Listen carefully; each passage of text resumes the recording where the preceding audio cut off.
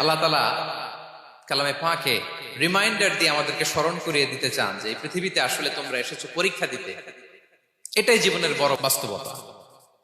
আমাদের জীবনে যত হতাশা, আমাদের জীবন নিয়ে যত অভিযোগ, আমাদের মনে যত কষ্ট, আমাদের হৃদয়ের ভেতরে যত অস্থিরতা, তার মূলে হচ্ছে এই সমস্যা যে আমরা ভুলেই গেছি আমরা পরীক্ষা দিতে আসছি।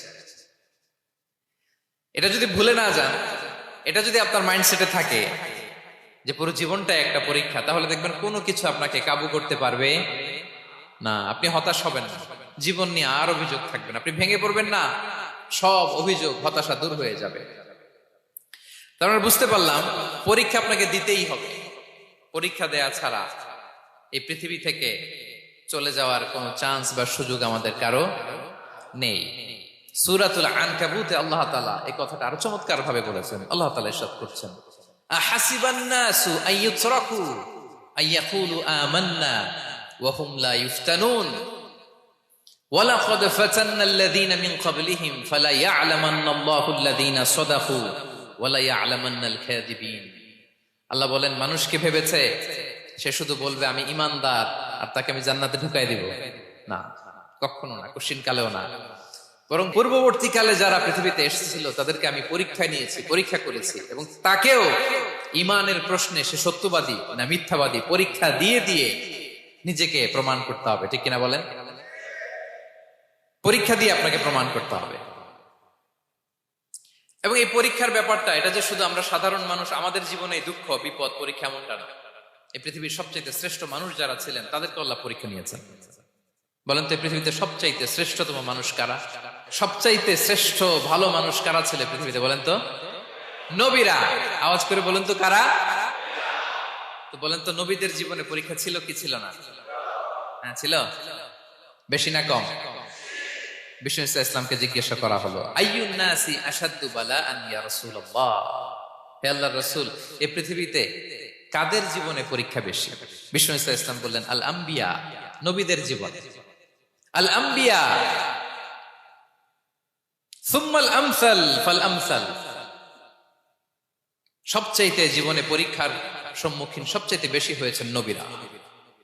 তারপরে নবীদের পরবর্তী অবস্থান যাদের, সিদ্দিকিন যারা, সোহাদা যারা, সালিহিন যারা, আল্লাহওয়ালা যারা, তাদের জীবনে পরীক্ষা বেশি।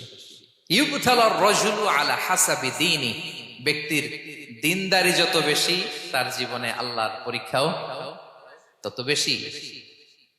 আপনি আল্লাহওয়ালা হবেন, আপনার জীবনে পরীক্ষাও অনেক বেশি। এজন্য ইমানদার হওয়া যেমনি মর্যাদার, ইমানদারের জীবনে পরীক্ষাও হবে অনেক বেশি। এবং পরীক্ষা যত বড়, খেয়াল রাখতে হবে, মন খারাপ করার কোনো সুযোগ নেই। পরীক্ষা যার জীবনে যত বড়, সেটাতে সফল হতে পারলে ওটার প্রতিদানও বড়। পরীক্ষা যত বড়, এটাতে সাকসেস হইতে পারলে এটার রিওয়ার্ডও তত বড়। বিষ্ণু ইসলাম বলেন, ইযামুল জাযাই মাআ ইযামিল বালা, বালা যত বড় জাযাও তত বড়, প্রতিদানও তত বড়। আপনারা নবীদের জীবনে যদি খেয়াল করেন, দেখবেন যেই নবীর জীবনে পরীক্ষা যত বেশি, সেই নবীর জীবনে সফলতাও তত বেশি। সাইয়েদনা ইব্রাহিম আলাইহিস সালামের কথাটা একটু খেয়াল করেন তো, বলেন তো, ওনার জীবনে পরীক্ষা কেমন ছিল? বেশি না কম? ওনার জীবনের পরীক্ষা থেকেই তো আমরা এই শব্দটা ব্যবহার করি। আমরা বলি অগ্নি পরীক্ষা। কি বলি? মানে আগুনে নিক্ষেপ করা হয়েছে সাইয়েদনা ইব্রাহিম আলাইহিস সালামকে। তাও স্বাভাবিকভাবে না, উলঙ্গ করে, নেকেড করে ওনাকে অপমানিত করবার জন্য ওনার গায়ের জামা কাপড় খুলে উলঙ্গ অবস্থায় আল্লাহর খলিল সাইয়েদনা ইব্রাহিম আলাইহিস সালামকে অগ্নিকুণ্ডে নিক্ষেপ করা হয়েছিল। এরকম এক্সপেরিয়েন্স এই অডিটোরিয়ামের ভেতরে আমাদের কখনো হয়েছে? তাইলে সাধারণ মানুষের জীবনের পরীক্ষা আর নবীদের জীবনের পরীক্ষার মধ্যে পার্থক্য আছে না নাই? ওই পরীক্ষায় উনি পাশ করে ফেললেন। ৮৬ বছর পর্যন্ত আল্লাহর কাছে দোয়া করলেন, আল্লাহ আমাকে একটা নেককার সন্তান দাও। আল্লাহ সন্তান দেয় না। ৮৬ বছর পরে আল্লাহ তাআলা সাইয়েদনা ইব্রাহিম আলাইহিস সালাম এবং হাজারের ঘরকে উজালা করে সন্তান দিলেন। সাইয়েদনা ইসমাঈল আলাইহিস সালাম পৃথিবীতে আসলেন কত বছর বয়সে? ৮৬ বছর বয়সের এখানে কেউ আছেন? হ্যাঁ, আছি আমরা? কেউ নাই। ৮৬ বছর বয়সে প্রথম সন্তান পেয়েছে। তাদের ঘরকে উজালা করে আল্লাহর নবী সাইয়েদনা ইসমাঈল আলাইহিস সালাম আসলেন।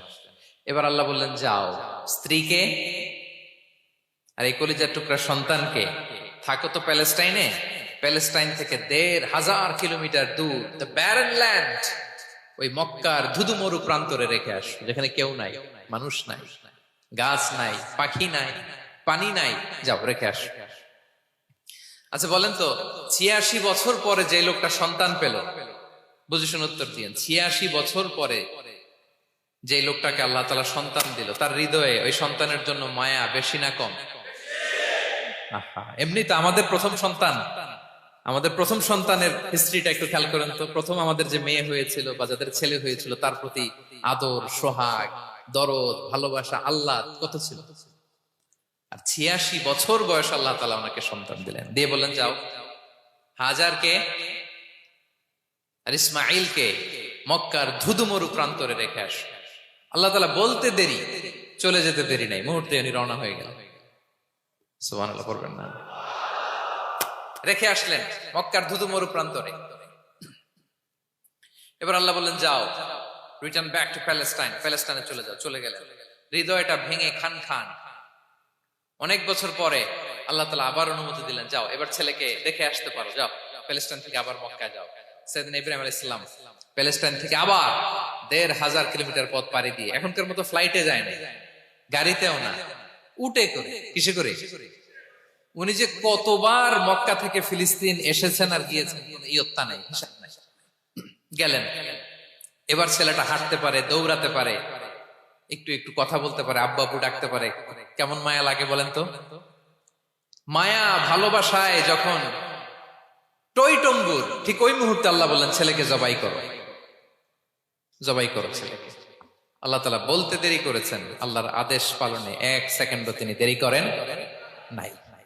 ছুরি চালালেন, জান্নাত থেকে দুম্বা নিয়ে আসা হয়। এভাবে আল্লাহর নবী ইব্রাহিম আলাইহিস সালাম ওনার জীবনের প্রতিটি ক্ষেত্রে যেখানে আল্লাহ তাআলা ওনাকে পরীক্ষা নিয়েছেন, উত্তীর্ণ হয়েছেন। এবং দেখেন ওনাকে আল্লাহ তাআলা কি উপহার দিলেন, আল্লাহ তাআলা ওনাকে খলিলুল্লাহ উপাধি দিলেন, আল্লাহর বন্ধু। সুবহানাল্লাহ বলেন।